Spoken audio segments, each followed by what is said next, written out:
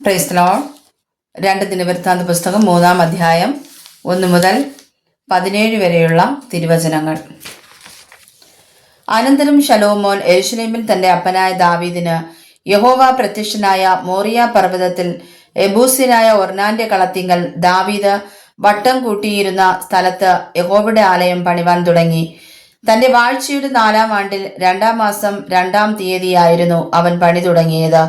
ദേവാലയം പണിയേണ്ടതിന് ശലോമോനിട്ട അടിസ്ഥാനത്തിന്റെ പരിമാണമോ മുമ്പിലത്തെ അളവിൻ പ്രകാരം അതിന്റെ നീളം 60 മുഴം, വീതി 20 മുഴം. മുൻഭാഗത്തുള്ള മണ്ഡപത്തിന് ആലയത്തിന്റെ വീതിക്ക് ഒത്തവണ്ണം 20 മുഴം നീളവും 120 മുഴം ഉയരവും ഉണ്ടായിരുന്നു. അതിന്റെ അകം അവൻ തങ്കം കൊണ്ട് പൊതിഞ്ഞു. വലിയ ആലയത്തിന് അവൻ സരളമരം കൊണ്ട് മച്ചിട്ടു, അതിനെ തങ്കം കൊണ്ട് പൊതിഞ്ഞു. അതിന്മേൽ ഈന്തപ്പനയും ലതയും കൊത്തിച്ചു. അവൻ ഭംഗിക്കായിട്ട് ആലയത്തെ രത്നം കൊണ്ട് അലങ്കരിച്ചു. പൊന്നോ പാർവയും പൊന്ന് ആയിരുന്നു. അവൻ ആലയവും തുലാങ്ങളും കാലുകളും ചുവരുകളും കതകുകളും പൊന്നുകൊണ്ട് പൊതിഞ്ഞു. ചുവരിന്മേൽ കെരൂബുകളെയും കൊത്തിച്ചു. അവൻ അതിവിശുദ്ധ മന്ദിരവും ഉണ്ടാക്കി. അതിന്റെ നീളം ആലയത്തിന്റെ വീതിക്ക് ഒത്തവണ്ണം 20 മുഴവും വീതി 20 മുഴവും ആയിരുന്നു. അവന് 600 താലന്ത് തങ്കം കൊണ്ട് അത് പൊതിഞ്ഞു. ആണികളുടെ തൂക്കം 50 ശെക്കേൽ പൊന്ന് ആയിരുന്നു.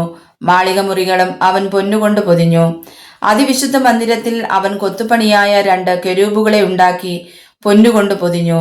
കെരൂബുകളുടെ ചിറകുകളുടെ നീളം 20 മുഴം.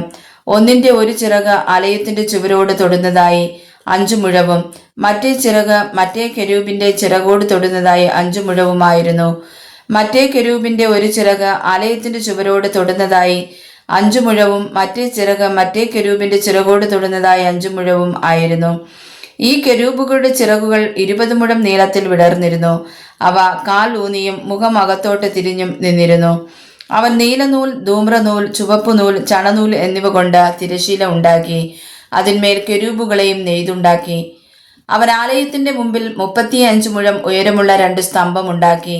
അവയുടെ തലയ്ക്കുള്ള പോതികയ്ക്ക് 5 മുഴം ഉയരമുണ്ടായിരുന്നു.